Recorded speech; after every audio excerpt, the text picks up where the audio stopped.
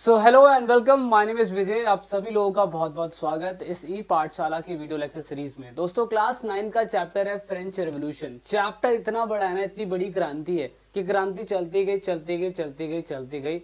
मैं कह सकता हूँ कि लगभग 20 से 30 सालों तक तो क्रांति ही चलती रही। लेकिन अगर मैं पूरे चैप्टर का निचोड़ बताऊं आपके जीवन के लिए, जो क्लास 9th में नहीं भी है ना, वो भी इस बात को जरूर सुनिएगा। एक मटरनिक इतिहासकर्ता बहुत अच्छे थे, उन्होंने एक बयान दिया था।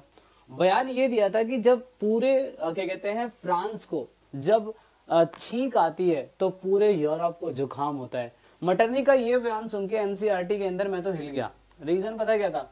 रीजन ये था कि फ्रांस की क्रांति एक ऐसी क्रांति थी जिसने भारत को इम्पैक्ट डाला, जिसने पूरे यूरोप की सारी कंट्री, जर्मनी, इटली, उसके बाद आपका पोलैंड हो गया, देन आपका यूके हो गया, जैसे आप ब्रिटिश ईस्ट इंडिया कंपनी के लोग कहते हैं जिन्होंने हमें गुलाम बनाया, इटली हो गया, पर्शिया जो जर्मनी है आज का, उसको भी आजाद करा दिया। पता है चैप्टर इंपॉर्टेंट क्यों है? ये चैप्टर ये दिखाता है कि जब इंसान अपने पावर का मिसयूज करता है और अपने आप को भगवान कहने की कोशिश करता है ना, तो उसके बाद वहां की जनता या जनता के रूप में भगवान आता है और प्रकट होता है और पूरी तरीके से बदला लेता है। तो इसीलिए ये समझाने की कोशिश करता है कि ना गुरूर कर इस साहे शरीर पर, तेरा भी खाक होगा और मेरा भी खाक होगा। अब चलिए आगे बढ़ते हैं, क्योंकि चैप्टर बहुत बड़ा है, इंटरेस्टिंग वे में हमें पढ़ना है। ये पाठशाला की सीरीज आप सभी लोगों के लिए शुरू हुई है। तो आप सभी को बता दूं कि लेक्चर सीरीज में काफी कुछ आपको सीखने को मिलने वाला है। अधिक जानकारी के लिए आप हमारे ई पाठशाला ऐप को जरूर डाउनलोड करिएगा, क्योंकि उसमें आपको पूरी सीरीज मिलेगी, सब कुछ मिलेगा उसके अंदर, जैसे कि डिटेल नोट्स मिलेगा, बाकी सारी चीजें मिलेगी। ऐप डाउनलोड करोगे तो आपको समझ में आ जाएगा। मैं ज्यादा आपका टाइम लूंगा नहीं, क्योंकि हमारा मानना यह है कि जो गोल्ड मेडलिस्ट होते हैं, टॉपर्स होते हैं, वो एक दिन में नहीं बनते हैं, उनको लगन से, प्यार से, मेहनत से बनाना पड़ता है। तो ये पाठशाला यही काम करता है। और आप अधिक जानकारी के लिए हमारे इंस्टाग्राम अकाउंट और टेलीग्राम अकाउंट भी जुड़ सकते हैं, which is the mention in also in description. बात करते हैं कि इस पूरे चैप्टर का मेन कॉन्सेप्ट है क्या। मैं आपको सिंपल शब्दों में समझाने की कोशिश करूंगा। देखिए, फ्रांस के अंदर एक डायनेस्टी रहती थी, जैसे हम बर्बन डायनेस्टी बोलते हैं। आप इसे बर्बन बोल लीजिए या बॉर्बन बोल लीजिए, बात एक ही है, ठीक है। हिंदी में इसे कुछ और बोला जाता है। बर्बन डायनेस्टी शुरुआती समय में, आज से कई हजारों सालों तक, स्पेलिंग पे मत जाना, समझने की कोशिश करना, आज से कई हजारों सालों तक वहां पे राजा का शासन हुआ करता था। राजा ने एक सिस्टम बनाया हुआ था कि भैया देखो, फ्रांस में हमारे ही पिताजी, हमारे ही दादाजी, हमारे ही फोर फादर सारे यही राज करते आ रहे हैं, तो यही राज करते आएंगे। क्लास 9th में समझाने की ये कोशिश करी गई है, ज्यादा लुइस करके या बर्बन डायनेस्टी की डीपली हिस्ट्री नहीं समझाई है। डीपली हिस्ट्री समझाएंगे तो 9th क्लास का बच्चा वैसे ही बोर हो जाएगा। इसीलिए समझाने की बस इतनी कोशिश करी गई है कि भैया देखिए, फ्रांस एक कंट्री है, फ्रांस के अंदर एक साम्राज्य जो इतने सालों से राज कर रहा है, उसका पूरी तरीके से शासन चल रहा है। पिता के बाद बेटा, बेटे के बाद बेटा, बेटे के बाद पोता, पोते के बाद बेटा, पोता बेटा, पोता बेटा, यही चलता रहा। लेकिन एनसीईआरटी में थोड़ा सा जिक्र एक व्यक्ति का दे रखा है, वो है आपका लुइस 14। आप कहोगे लुइस 14 है कौन? तो लुइस एक नाम है और 14 एक नंबर है। इट मीन्स दैट लुइस 13 भी होगा, लुइस 13, लुइस 12, लुइस 11। क्लास 11 की हिस्ट्री में लुइस 11 के बारे में भी जिक्र करा हुआ है कि किस तरीके से उन्होंने फ्रांस के अंदर अपना साम्राज्य बनाया। अब लुइस 14 ना अपने आप को क्या बोलता है? लुइस 14 कहता है कि भैया मेरे बोले हुए शब्द पूरी तरीके से संविधान है, जो मैं कहूंगा वही संविधान है और जनता को मानना पड़ेगा। जनता क्यों मान रही थी? क्योंकि उनको लगता था कि सही मायने में जो राजा होता है वो जनता के वेल विशिंग के बारे में ही सोचता है, वो एक तरीके से हितैषी और शुभ चिंतक होता है। तो जो राजा कहेगा वही सारे लोग बात मानेंगे। एनसीईआरटी के अंदर एक डेट दी हुई है, एनसीईआरटी के अंदर बताया हुआ है कि 4 मई 1614, 4 मई 1614 में पहली बार क्या कहते हैं आपके लुइस 14 ने जनता के साथ पहली बार मीटिंग करी थी। पहली बार, इससे पहले कभी मीटिंग नहीं करी। असल में मीटिंग क्यों करता था जनता के साथ? वो लॉ बनाता था और ऐसे लॉ जो जनता को मानने पड़ते थे। देखो हमारी कंट्री में क्या होता है, हमारी कंट्री में लॉ बनने के लिए राज्यसभा लोकसभा बनी हुई है, वो लॉ बनाएगी, दोनों बिल साइन होंगे, राष्ट्रपति साइन करेगा और लॉ बन जाएगा। लेकिन उस टाइम पीरियड में 1614 की बात हो रही है, जो राजा कहेगा वही संविधान होगा। वो आपने गाना भी सुना होगा, जो तुमको हो पसंद वही बात कहेंगे, अगर आप दिन को कहो दिन और रात को कहो रात तो रात कहेंगे। इट मीन्स राजा जो कहेगा जनता को वो मानना पड़ेगा। लेकिन राजा ने पहली बार जिंदगी में नेशनल असेंबली बुलाई थी जनता से रायशुमारी करने के लिए और एक लॉ बनाने की बात हो रही थी, और यही है पूरे फ्रांस की क्रांति का जड़। लॉ ये था कि पूरा समाज फ्रांस का 3 हिस्सों में डिवाइड है। नंबर 1 पादरी, इट मीन्स बहुत सारे लोग इसे इंग्लिश में क्लर्जी बोलेंगे। ओके, नंबर 2 है आपका नोबैलिटी, बहुत सारे लोग इसको अभिजात वर्ग यानी कि अमीर क्लास बोलेंगे। नंबर 3 बेचारे ये लोग आम जनता, द मैंगो पीपल, आम आदमी, बेचारा है तो चूस लिया जाता है तो मार दिया जाता है। ये आम जनता, आम आदमी ये टैक्स देगा, और पहला और दूसरा कैटेगरी टैक्स नहीं देगा।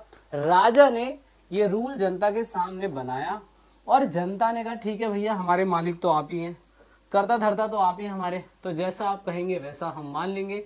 तो इस हिसाब से फर्स्ट क्लास और सेकंड क्लास जो थी दोस्तों, फर्स्ट क्लास और सेकंड क्लास टैक्स भरने के लिए एलिजिबल नहीं है राजा को, लेकिन जो थर्ड कैटेगरी है ना वो टैक्स भरेगी।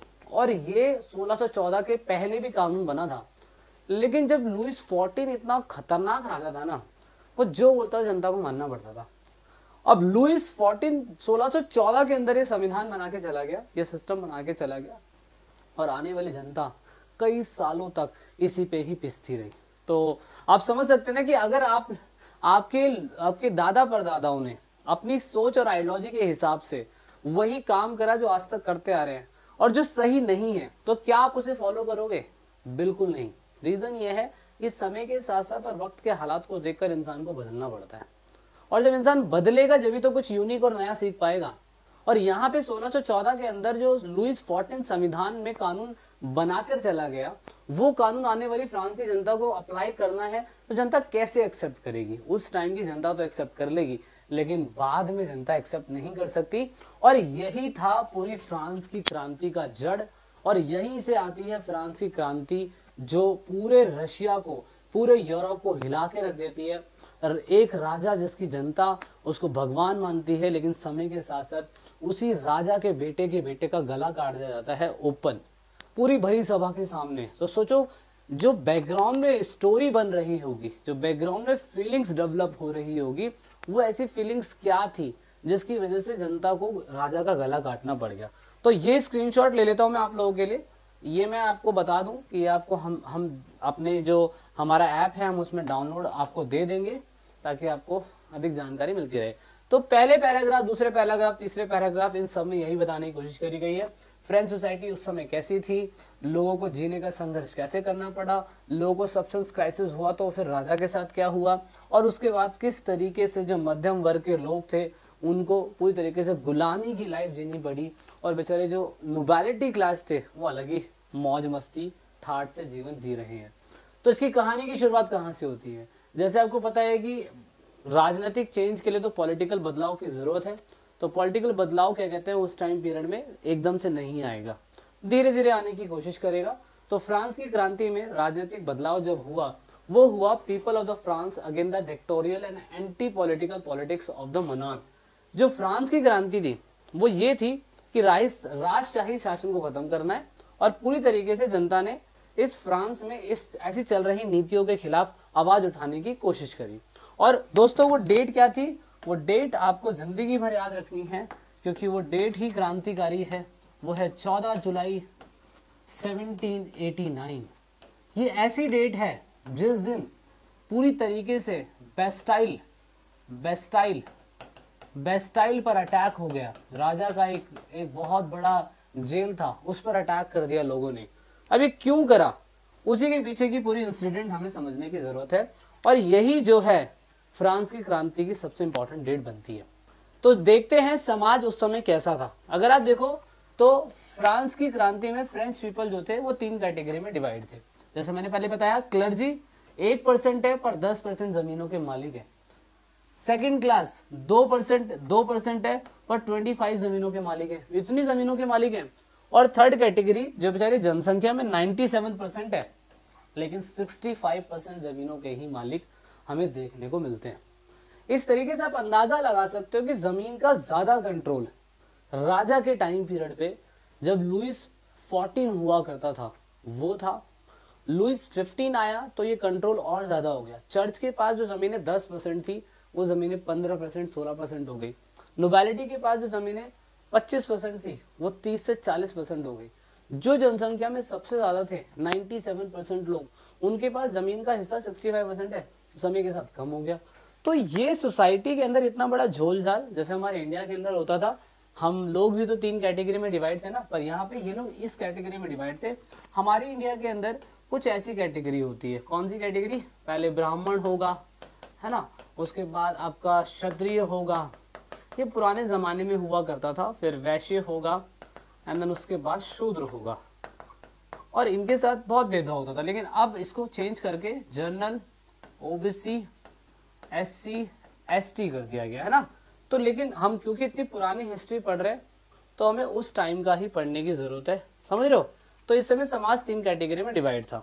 अब कानूनी तौर पर अगर देखा जाए तो राजा जो है अगर भगवान मानता है तो अपने सभी लोगों को समान ही तो समझेगा, लेकिन यहाँ उल्टा हो रहा है। उल्टा क्या हो रहा है, यहाँ पे फर्स्ट और सेकंड कैटेगरी को बहुत सारे प्रिविलेजेस मिल रहे हैं और उन्हें टैक्स देने की कोई जरूरत नहीं है। मतलब कि राजा कुछ भी चीज भारत और फ्रांस में खरीदा जा रहा है या किसी प्रकार की सर्विस का कोई भी इस्तेमाल कर रहा है, तो जो राजा के खास लोग हैं जैसे क्लर्जी और नोबिलिटी क्लास के लोग, वो टैक्स नहीं भरेंगे, लेकिन टैक्स थर्ड कैटेगरी वाले भरेंगे। तो यहां से आप देख सकते हो ये बहुत ही बड़ा डिस्क्रिमिनेशन है। 1% और 2% यानी कि 3% टैक्स नहीं भरेंगे, लेकिन अगर जमीन देखे तो इनके पास 35% है, जमीन की कोई कमी नहीं है, लेकिन फिर भी ये चीज हमें देखने को मिल रही थी। अब ये है कौन, इनको जान लेते थोड़ा सा। ये मैंने 11th क्लास से ढूंढ के निकाला आप लोगों के लिए। ये टॉप पोजीशन से सोसाइटी पे रहते हैं, उसके बाद टैक्स नहीं पे करते हैं राजा को, ज्यादातर चर्च, मठ और एजुकेशनल इंस्टीट्यूट के मालिक होते हैं, और उसके बाद ये कॉमन लोगों को भी बहुत अलग अलग तरीके से सताने की कोशिश करते हैं। कैसे, आप आगे जाके पढ़ोगे कि टैक्स दिया जाता था, और टैक्स ये लोग लग्जरियस टैक्स लिया करते जनता से, और उसी टैक्स का इस्तेमाल करके अपनी लाइफ को लग्जरियस लेवल पे जीते थे। और जबकि सेकंड कैटेगरी के नोबिलिटी क्लास, ये भी राजा को टैक्स नहीं देते थे, ये ज्यादातर अपनी लाइफ बहुत लग्जरियस, चर्च से भी ज्यादा लग्जरियस लाइफ जीते थे, और उसके बाद ये जनता की कॉमन प्रॉब्लम पे कभी फोकस ही नहीं करते थे। अगर उनके घर में कोई काम कर रहा है, उनको कोई प्रॉब्लम है, तो भी ये फोकस नहीं करते थे, क्योंकि उस टाइम पीरियड पे राजा ने खुद ही गुलामी प्रथा को ऑफिशियल कर रखा था। तो सोचिए, जो राजा खुद गुलामी प्रथा को ऑफिशियल कर रहा है तो वो कैसा राजा होगा, है ना। इस हिसाब से समाज में आप कह सकते हैं कि जो फर्स्ट और सेकंड कैटेगरी के लोग हैं वो एंजॉय कर रहे हैं, लेकिन जो बेचारे थर्ड कैटेगरी के लोग हैं, देखो थर्ड कैटेगरी के अंदर जो बिजनेसमैन है वो ये कहने लग गया कि भैया हम तो बिजनेसमैन है, बड़े बड़े मर्चेंट है, कोर्ट ऑफिशियल है, लॉयर है, टीचर है, भैया आपने भी हमें थर्ड कैटेगरी के अंदर डाल दिया, ये तो बिल्कुल गलत है ना। तो उस टाइम पीरियड पे इनके साथ इश्यू हो रहा था, जबकि किसान, आर्टिशन, छोटे छोटे फार्मर, लैंडर्स, लेबर, इनकी बड़ी हालत खराब थी, बहुत ही ज्यादा हालत खराब थी। इन बेचारों को 2 टाइप का टैक्स पे करना पड़ता था। एक टैक्स था डायरेक्ट टैक्स, डायरेक्ट टैक्स जो राजा लेता है उसको टाइल टैक्स बोलते हैं। एक इनडायरेक्ट टैक्स जो चर्च लेता है उसको हम टीथ टैक्स बोलते हैं, जो फसल का 10वां हिस्सा बोला जाता है। इस हिसाब से बेचारों का जीवन पूरी तरीके से बहुत ही गंदे तरीके से बीत रहा था। और जनता यार कब तक सहेगी, लंबे समय तक नहीं सहेगी। उस टाइम पे बस लोगों को ज्ञान नहीं था, अगर बुक्स प्रिंट होती, प्रिंटिंग कल्चर आ गया होता, तो राजा की पहले से बैंड बच जाती। तो इस हिसाब से आप एनसीईआरटी के अंदर ये चीजें पढ़ेंगे तो आपको समझ में आएगा कि क्लास कैटेगरी किस तरीके से डिवाइड थी। अब फ्रांस की क्रांति के एक कारण नहीं है, फ्रांस की क्रांति के बहुत सारे कारण हमें देखने को मिलते हैं। फ्रांस की क्रांति के जो कारण हैं वो एनसीईआरटी के अंदर छुपे हुए हैं। अगर आप देखोगे कि कोई भी राजा को जान से मार देगा तो उसके पीछे बहुत सारे फैक्टर मैटर करते हैं, जैसे कि पॉलिटिकल, सोशल और इकोनॉमिक। अब इस पॉलिटिकल, सोशल, इकोनॉमिक कॉज को हमें डीपली एनालाइज करने की जरूरत है, जिससे आप पूरे चैप्टर की समरी को समझ जाओगे। और वो डेट, अगेन मैंने क्या कहा, आपको डेट याद रखनी पड़ेगी, कौन सी, 14 जुलाई 1789। ऐसा क्या डेट हुआ कि 1614 के बाद इतने सालों के बाद राजा को जान से मारने की बात आ गई, राजा के किले पे अटैक करने की बात आ गई। उसके पीछे का कारण पॉलिटिकल, इकोनॉमिक और सोशल। और अगर आप लेना चाहें तो आप एक और कॉज ले सकते हैं, उसे इमीडिएट कॉज बोलते हैं, मतलब तत्काल ऐसा क्या हुआ कि राजा की ऐसी की तैसी हो गई। आई होप आपको समझ में आ रहा होगा। मिलते हैं नेक्स्ट पार्ट में। वीडियो कैसी लगी है जरूर बताइएगा। ऐप डाउनलोड नहीं करा तो ऐप डाउनलोड करिएगा। मिलते हैं नेक्स्ट पार्ट में। जय हिंद, जय भारत, वंदे मातरम।